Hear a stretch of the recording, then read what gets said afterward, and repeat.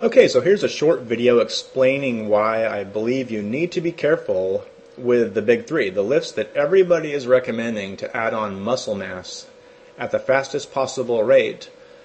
I say you need to be cautious with them, and I'm going to show you some visual examples and some photos of what I mean by that.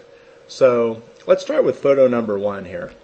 Okay, here's an example of a guy who is extremely muscular. He's a big guy. You can tell that he's probably extremely strong in the gym, impressive at bench pressing, and probably can deadlift a ton and squat a bunch too.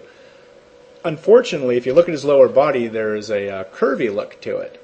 The obliques are, he has a thick waist from doing the deadlifts and squatting and stuff like that, because it requires a decent amount of muscle to stabilize your upper body when you're doing extremely heavy lifting like that. And from the hip bone on down the side of the leg to the knee, it kind of explodes out. And if you look at that red line, it's almost an hourglass effect. And if you're a guy, I think you want to avoid that. And as you can tell too, the jeans are those really kind of big, baggy, relaxed fit jeans that kind of taper inward and stuff like that. And those are kind of a disaster as well. But if you're a big guy with it does tons of squatting and deadlifting and stuff, that's really your only option, which is kind of a bad deal as well. So here's another example. This guy is a lot more lean than the first guy. He looks like he's in competitive bodybuilding shape.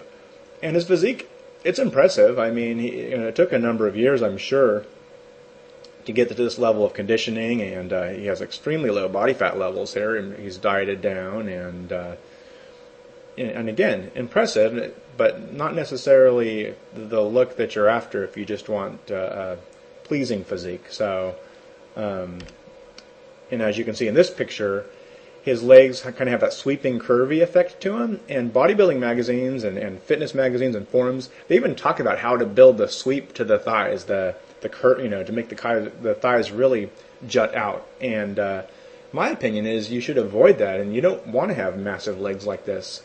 If you were to draw a line from the outside of his quad, right above his knee, straight up, it's almost as wide as his shoulders. And I would recommend to avoid that sort of look. So let me show you a couple pictures of a better, more angular look, and what I mean by not curvy. So here we go. Okay, here's a guy that's slim and muscular and has more of a clean look to it. See, it's more of an angular look. Like if you go from the armpit down to the hip, it's more of a straight line. It doesn't curve in and explode out.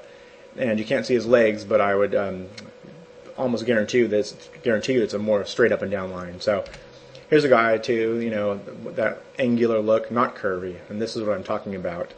And again, when we were talking about the first guy who was wearing those big jeans and stuff, the problem with over-reliance on squats and deadlifts in particular is it's near impossible to look cool in a suit. I ran a men's suit store for a number of years, and it was guys that came in that were that big, in the lower body especially. It was a disaster. They had to wear those big pleated pants, and they didn't look very good because they kind of almost had to make MC Hammer pants. They had to bring in the waist, but then they had to get these huge wide leg pants, and jeans are even worse. The selection is bad. So that should be important to you too, because you're not out of your clothes all the time. You should want to be able to fit into nice clothes as well. And here's a gentleman that has more of that lean, angular look, an example of that. So hopefully that makes sense to you. In the next video, I'm going to talk about how it's not just where you add the muscle mass that matters, it's the type of muscle that you add too. There's different ways of lifting that will make a muscle either look kind of that soft and fluffy, pumped look, kind of rounded, or more dense and angular, which I think is a better look to aim for. So check out video number 2. It's partway down the page. Just read the text in between, and it's a short video too, but important. All right, thanks.